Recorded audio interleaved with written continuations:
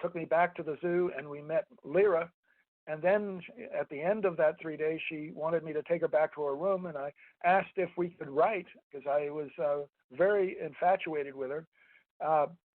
And she said, that's not possible. And I said, well, why? She said, I don't live here. And I said, where do you live? She said, in the mountains. I said, what mountains? She said, the Andes Mountains. So it was that information that I later in 1994 connected to Ted Rice's story in The Masquerade of Angels, that we both met Maya and Lyra, both authentic ETs in human bodies. So that's one of the most amazing things in my life that I've ever experienced, is having those dots connected and brought to realize that ET walks among us. They look like us. They put on street clothes. They can run for office. They can rule our nations. All of this, and we don't even know it. Oh, I strongly know it. I wouldn't say we. I know it. Apparently, you know yes. it. So there's two. Yes. That's two of us. People, so, did you tell Dr. Bigelow? No, you asked the question, what do I think about Dr. Bigelow, or Mr. Bigelow? And I was surprised by his lack of enthusiasm about me. He hired me because Colm Kelleher wanted to hire me, but he wasn't too impressed with my background and credentials. I don't know why. Probably because I was not an engineer. I was, and I was a geologist. So what does a geologist know about space? So he didn't realize that we actually have been coming and going and doing the study of all races and all planets. So we actually use people like you with your background for many reasons in our research projects. So interestingly enough, you were chosen to do what you do. But you are the one here working with me now, so who is the joke on? Yes, Mr. Bigelow. Yes. He wanted my data, as I told you. So what happened? Did he get, I really believe from what I can see in the videos that he's an honest man and that he has a strong will to drive himself forward through, of course, the hotel chains into putting humanoids in space, at least in the stellar or solar system, in the solar warden area, possibly our solar, the solar ambassador that we as ET in our groups in the Allied Command have chosen. We're presently talking with Dr. Ken R. Johnston, but his credibility is being challenged by Oberg. Are you familiar with Mr. Oberg that was like an engineer at NASA? Do you know anything you can tell us about him? Only that I've read some of his, opinions on different sightings and things of this nature, and that's about it. I do not know the man. I have not spoken to him. So you can confirm that he is in a human soul, or maybe not even a soul, but at least a container, possibly. You don't know whose side he's working on in space. Do you know anything about his data or his personal credentials on the planet? No, I do not.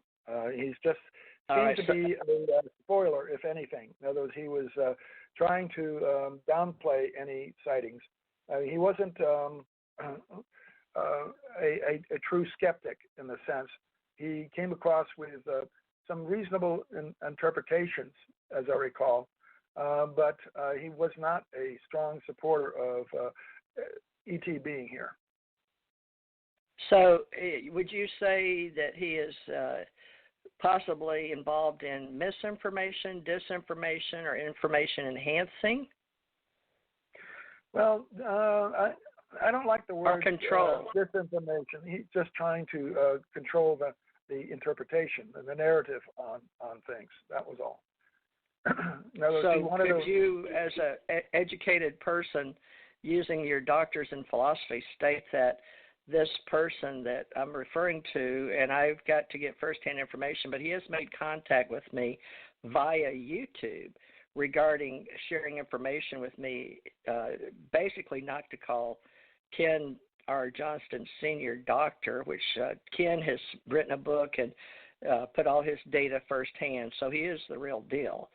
So I've seen it, and I've had him on the show. So I was just wondering, I invited him on the show, so I guess it's going to be up to me to get both sides of the story. But right now I'm covering Dr. Ken, well, let me just say Ken R. Johnston, but I will call him he's a commander like myself in this realm of the Allied Command Organization, which you are too as well. So I don't know that Mr. Oberg would be a good fit, but we'll leave that open, right? Because everybody will get a vote, and the majority will rule.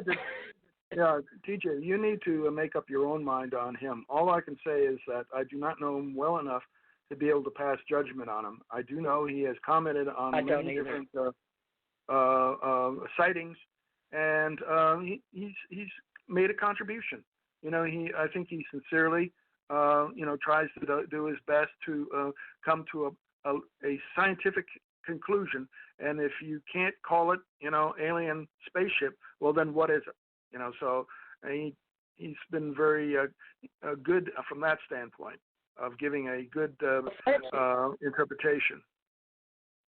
Well, thank you for sharing that, because you know more than I do. But of course, I'm not going to pass judgment on either side. I've only had Ken. I'll just say Ken Johnston. How about Commander Johnston's? He's our fleet commander as far as all our domains and websites. I've asked him to take on a title to help us in events and in our ACO event managers club or group or network, whatever. But we're all working together as far as I'm concerned, and that would include Mr. Oberg if he so chooses to join us. But I have seen on Google, if Google tells the truth about what they put out there from wherever they get their information, but we're all content providers, and I've seen Mr. Oberg looks very astute, and his name is well known and traveled in the Hollywood circle anyway for like being I wonder if he would mind me saying a consultant, because I like to say agents, consultants, and organizers in my ACO club, because when I don't know where to put them, but until they come on this show and I can also vet them, But you're doing a pretty good job, and that was a pretty good response you had. But you have at least read his information, but not come to your own conclusion other than he is a contributor to the UFO community. Would you say the alien ET UFO community, or does he just write about the nuts and bolts, or the people supplying the information? What? Usually from the standpoint of being a representative of our space industry, NASA. Okay, he writes as somebody who is being very careful in his wording about how something might be interpreted. In other words, what are the possibilities? And so I wouldn't call him a debunker, but I wouldn't call him a supporter of alien presence on Earth either. You think he's an apologist? Could be. Yeah, that's an interesting term. Very interesting term. Yes, he could be an apologist. That's a great word. Yes. Well, we'll see. I'm playing devil's advocate, so I don't know, but I understand he's a very tall man from Ken, because Ken worked when we were at NASA in Houston. I may have met Mr. Oberg. Seems like I would remember him. I think he's either 6'3" to 6'6", I forget. And he may know me, because he talked to me like he did know me. So, interestingly enough. So that's going to be interesting. He probably knows Chris Kraft personally. Did you meet any of the NASA personnel? Huh? Do you know Chris? Not Chris, but one of my closest friends works for JPL. His name is Scott Stride, and he engineered and developed the telecommunications system for the Mars rover, and now he's on the Mars helicopter team. And we've exchanged a lot of information. He doesn't tell me anything that's classified or privileged, but he helps me quite a bit, and he's helping me edit my book that is about done and ready to be published. So I very much cherish my friendship with Scott. He's been there when I have been at my lowest. Let me put it that way, and helped build me up. So, well, do you know Doug Olvey here in Florida? I know you know a lot of people in the Miami area. Doug Olvey has been one of my investigators in the past for the ACO and ACIR, and down in Florida. Doug Olvey, he worked on the rover too, like bouncy balloon things on Mars or something. Oh yeah, right. Yeah, how you got to land the craft before you can operate it, right? Yeah, it can't crash. Exactly. So his name's Douglas A. Olvey, folks, but he's in Florida. He's still alive as far as I know. But a lot of us are getting older, the ones in the biologicals walking around, walking and talking as ourselves as humanoids. Some of us are called ETs, walk-ins, hybrids, cyborgs. I call myself a bilocator because I've reached that level of working with consciousness, the theory of everything, where, of course, I was the same place 12 years ago in 2007. So, one of the things that the extraterrestrials did for me was give me a lot of data on a wall, and it was after they had a television show called Chuck. I don't know if you ever saw the TV show Chuck, Dr. Bruce. Did you? It was a TV show called Chuck. Oh, it's hilarious because they had data that was put into his mind. I don't know if it was by the intelligence community. I forgot the storyline, but he's going to be the new kid. I'm not familiar with the television or the movie he's coming out. The character that played in Chuck, but the point was not the television to plug it, or the new movie coming out, or the new TV series that he's in, but people will be going, they'll be telling me through the radio waves. But the point was that the data that I received was on the wall like a shadow, but it wasn't a shadow. It was like data information live streaming with like a sunbeam. I can't explain it on the wall, but I wrote about it. I believe it was 2007. It was before my publisher in Canada died. His name was Dirk Vanderplug. Are you familiar with him? UFO Digest, by chance? No, I haven't run into his name. Okay, well, all right. It's funny how our brains work together, and we're putting history together, isn't it? I find that extremely amazing. Yes, that's well, let's one of the go back reasons to why I think why we're brought together, TJ, is that we each contain different pieces of the puzzle. And I think by combining our data, we can get a bigger sense of what the puzzle might look like when it's complete. So that's wonderful. Well, 95 forward. I never thought I'd come back to Florida. I love Florida, and I'd fly in and out of Pensacola. And my kids loved Fort Walton, and my sister was married to Air Force in Fort Walton.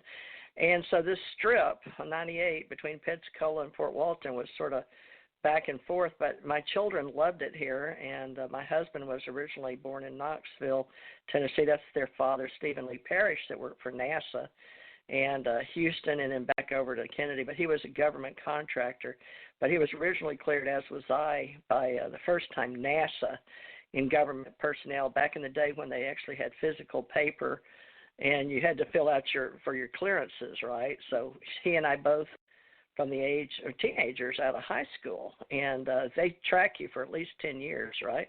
And then I was a rehire went to Washington, D.C. on May 10th, 1987 on a Thursday, and a girl named Terry got in touch with me. But I saw some tall ETs there, too.